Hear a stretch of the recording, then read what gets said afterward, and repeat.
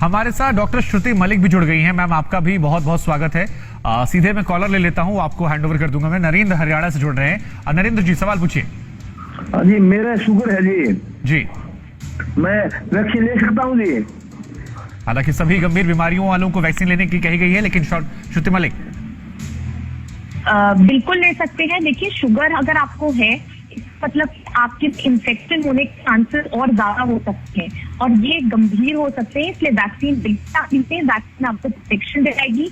और वैक्सीन के साथ भी देखा गया है कि जिन लोगों ने वैक्सीन लिया है उनको गंभीर रूप से कभी भी अगर कोरोना हुआ भी है तो वो बहुत सिवियरिटी के साथ नहीं हुआ है और वो माइल्ड सिम्टम्स के साथ हो जाती है। तो बिल्कुल आपको लेना चाहिए अगर आपको शुगर है तो।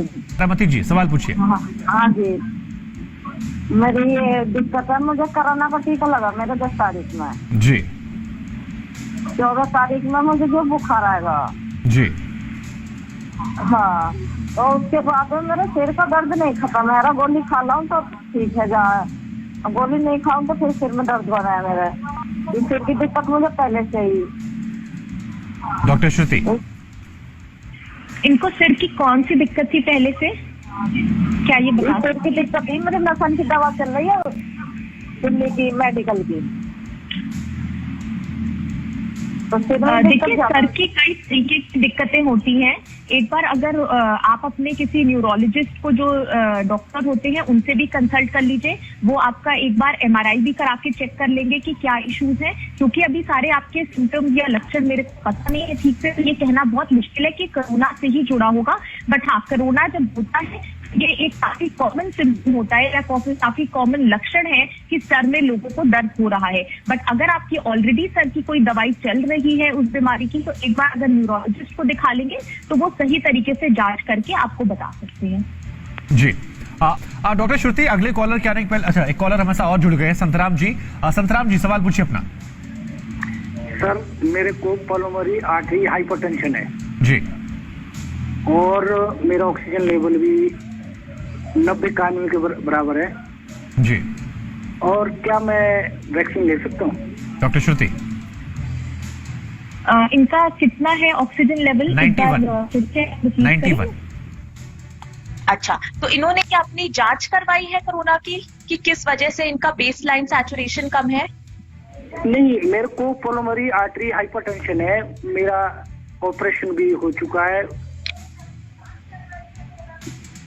अच्छा, तो अगर आपको हो चुका है तो उसमें कोई तकलीफ नहीं है, आप बिल्कुल वैक्सीन ले सकते हैं। और हम लोग हर उस मरीज को जो थोड़ा सा इन्फेक्शन होने के चांसेस बिकॉज ऑफ कोई कोमॉर्बिडिटी ज्यादा होती है, उन सबको तो और पहले वैक्सीन लेना चाहिए, क्योंकि वैक्सीन ऐसी कंडीशंस में आपको इन्फेक्शन अगर होता भी है तो उससे बहुत अच्छी इम्यूनिटी प्रोवाइड कराती है। जी। डॉक्टर सभी लोगों को एडवाइस करते हैं जो गंभीर बीमारियों से ग्रसित हैं कि आप सबसे पहले वैक्सीनेशन करवाएं, क्योंकि आपकी इम्यूनिटी पहले से कमजोर है। विजय, अगले दर्शक गाजियाबाद से जुड़े हैं। विजय जी, सवाल पूछिए। हेलो जी, विजय जी, सवाल पूछिए। हाँ सर, विजय शर्मा बोल रहा हूँ। मैं ये पूछ रहा हूँ कि अगर कोई कोरोना पॉजिटिव है, अगर वो किसी भी चीज को छू लेता है और उस चीज को हम सैनिटाइज कर देते हैं, तो क्या उसमें कोरोना का वो इफेक्ट रहता है सर? डॉक्टर श्रुति, देखिए, पिछली साइकिल में हम लोग ये कह रहे थे, जो स्टडीज आई थी कि हमारे जो ड्रॉपलेट्स हैं या जो वायरस के ड्रॉपलेट्स हैं, उनका जो वेट होता है या उनका जो पार्टिकल साइज होता है वो 0.5 माइक्रोन से ज्यादा होता है, जिसकी वजह से वो नीचे सेटल डाउन हो जाते हैं। और इसीलिए बार बार हम लोग इस चीज पे लोगों को फोकस करवाते थे कि हर चीज को आप, चाहे टेबल हो, चाहे दरवाजे हो, चाहे रेलिंग हो, सबको सैनिटाइज करिए। बट अभी क्या देखा गया है कि देखिए, सैनिटाइजेशन करवाना बहुत जरूरी है, आप बिल्कुल करिए अगर आपको करना है। इस बार ये देख रहे हैं कि एरोसॉल के थ्रू, मतलब कि 0.5 माइक्रोन से कम ये जो ड्रॉपलेट्स हमारे ये हवा में तैर रहे हैं, और इस वजह से शायद इन्फेक्शन जो है या इन्फेक्टिविटी रेट एक घर के अंदर कई सदस्यों को होना जो है, वो भी लैंसेट स्टडी ने प्रूव किया है कि अगर क्लोज डोर में अगर एक घर में 4-5 लोग रह रहे हैं सदस्य, तो उन सबको हो सकता है। तो देखिए, सैनिटाइजेशन तो हर तरीके से अच्छा है, बट मास्क पहन के रहें और कोशिश ये करें कि अगर आप घर में भी है, आपके घर में अगर कोई एसिम्प्टोमेटिक पेशेंट भी है, तो भी आप मास्क पहनिए, क्योंकि वो एक कैरियर हो सकता है। जी। सोनीपत से हमारे अगले कॉलर जुड़ रहे हैं, विपिन उनका नाम है। विपिन जी, सवाल पूछिए अपना। सर, हमारा वैक्सीनेशन हुआ था पूरी फैमिली का 2 मई को, तो वाइफ का भी वैक्सीनेशन हुआ था, बट उसका फीवर अभी भी जा नहीं रहा है। ये फर्स्ट डोज की बात कर रहे हैं, सेकेंड डोज की?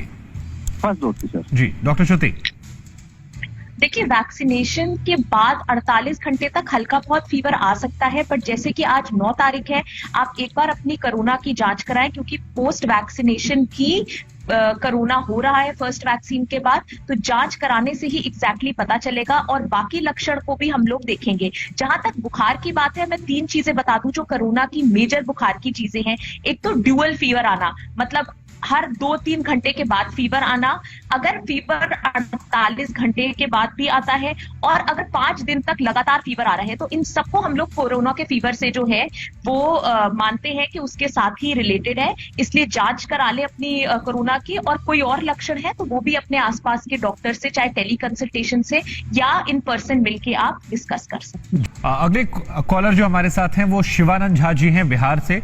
शिवानंद जी, सवाल पूछिए। हाँ सर। जी सर, सवाल पूछिए सर। सर मेरा सवाल ये कि हम 10/4 को वैक्सीन लगवाए थे, फर्स्ट वैक्सीन जी। उसके 5 दिन के बाद हम जो है कोरोना पॉजिटिव हो गए जी। फिर सेकंड वैक्सीन हमको कब लगाना है? जी, डॉक्टर अंशुमान ने हालांकि इसका जवाब दिया था एक बार कि 14 दिनों के बाद आप जब नेगेटिव होते हैं उसके बाद लगवाइए, और यही बेसिक तरीका होता है। लेकिन डॉक्टर श्रुति, इससे जुड़ा एक सवाल पूछ लेता हूं मैं। कई सारे लोग ऐसे निकल कर आ रहे हैं जो कोरोना की वैक्सीन लगवाने जाते हैं, 1-2 दिन हमें लगता है शायद वैक्सीन का फीवर है, लेकिन अगर वो फीवर एक्सटेंड कर जाए 4-5 दिन, तो वो कैसे डिफरेंशिएट करें कि ये वैक्सीन वाला फीवर है या इसके बाद ये नया फीवर जो है ये कोरोना की वजह से, और फिर क्या एहतियात और कैसे अगली डोज? देखिए, जैसे मैंने अभी फीवर के बारे में बताया कि फीवर के कुछ क्लिनिकल चीजें होती हैं जिनको हम देखते हैं। अगर फीवर 5 दिन तक परसिस्ट कर रहा है या 48 घंटे तक के बाद फिर से फीवर आ रहा है, कई लोग ऐसे हैं जिनको फीवर आता है, 2 दिन के लिए फीवर नहीं आया, फिर जो है वो चौथे दिन तीसरे दिन फीवर आ जाता है, तो ऐसे लोग अपनी जांच कराएं, क्योंकि ये टिपिकल कोरोना में एक ये सिम्टम होता है कि फीवर इस तरीके से जो है वो आता है। एक और चीज मैं आपको यहाँ पे ये बता दूं कि फीवर के बारे में कि फीवर अगर आ रहा है उसके बाद, तो ये कई सारे कारण हो सकते हैं। लोग इस समय वैक्सीन लगवाने जा रहे हैं, वहां पे ओवर क्राउडिंग है, हो सकता है प्रॉपर सोशल डिस्टेंसिंग ना हुई हो, या कोई भी ऐसा फैक्टर हो सकता है जब उन्होंने एप्रोप्रिएट बिहेवियर्स ना अपनाए हो, जिसकी वजह से कोरोना आ सकता है। ये आमतौर पर बहुत मरीजों में देखा गया है। तो लोग अगर जा रहे हैं वैक्सीन लगाने, तो सारे कोविड एप्रोप्रिएट नॉर्म्स जो हैं उनको फॉलो करें, डबल मास्क पहन के जाएं, सोशल डिस्टेंसिंग रखें, और कोशिश करें कि दोपहर का टाइम, जिस समय भीड़ ज्यादा नहीं होती है, ऐसे टाइम पे अगर जाके लगाएंगे जिस समय लोग भी कम होते हैं, तो काफी हद तक आप इस चीज। अंकुर हमारे अगले कॉलर हैं दिल्ली से। डॉक्टर श्रुति, सवाल पूछिए। सर गुड आफ्टरनून डॉक्टर साहब। मेरी वाइफ ब्रेस्ट फीड कराती हैं बेबी को, उन्होंने अभी कल ही कोविड वैक्सीन लिया हुआ है, तो क्या वो अपनी ब्रेस्ट फीडिंग कंटिन्यू कर सकती है? देखिए, आइडियली लैक्टेटिंग मदर्स में जो है वो ट्रायल्स नहीं हुए हैं, तो अगर वो उन्होंने वैक्सीन लगवा ली है तो 48 घंटे तक वो फीड ना करें, उसके बाद वो फीड कर सकते। जी, ये अपने इंपॉर्टेंट बात कही, क्योंकि डॉक्टर श्रुति, प्रेग्नेंट महिलाओं को लेकर बहुत सारे क्वेश्चंस आते हैं। जैसे क्वेश्चन ये पूछा गया, ये कई लोग सवाल पूछते हैं, अगर प्रेगनेंसी प्लान की है तो क्या वैक्सीनेशन लगवाएं ना लगवाएं, क्योंकि प्रेगनेंसी के दौर में तो मना किया, लेकिन अगर प्लान कर रहे हैं तो लगवाएं ना लगवाएं, और ये ब्रेस्ट फीडिंग वाला। देखिए, एक चीज जानना बड़ा इंपॉर्टेंट है। प्रेगनेंसी में अगर हम यूएस की बात करें, तो प्रेगनेंसी में, लैक्टेशन में, वहां पे हर उन पेशेंट्स को जो कि प्रेग्नेंट हैं और जो फीड कर रहे हैं बच्चों को, उन सबको लग रही है। बट अभी तक क्योंकि यहाँ पे ट्रायल्स नहीं हुए हैं हिंदुस्तान में, तो थोड़ा सा हम लोग झिझक रहे हैं। इसीलिए बच्चों में भी अगर मैं बात करूं कि कनाडा में आप देखिए तो 12 से 16 साल के बच्चों को भी लगा रहे हैं, वहां पे फाइजर ने लगाई है, और हम लोग एक्सपेक्ट ये भी कर रहे हैं कि आने वाले अगस्त तक जो हमारी एस्ट्राजेनेका वाली वैक्सीन है, वो ऑक्सफोर्ड यूनिवर्सिटी के साथ वो ट्रायल्स भी हुए हैं। 300 लोगों पे ट्रायल्स हुए हैं बच्चों पे, जो 6 साल से लेके 17 साल के बच्चों पे भी ट्रायल्स हुए हैं।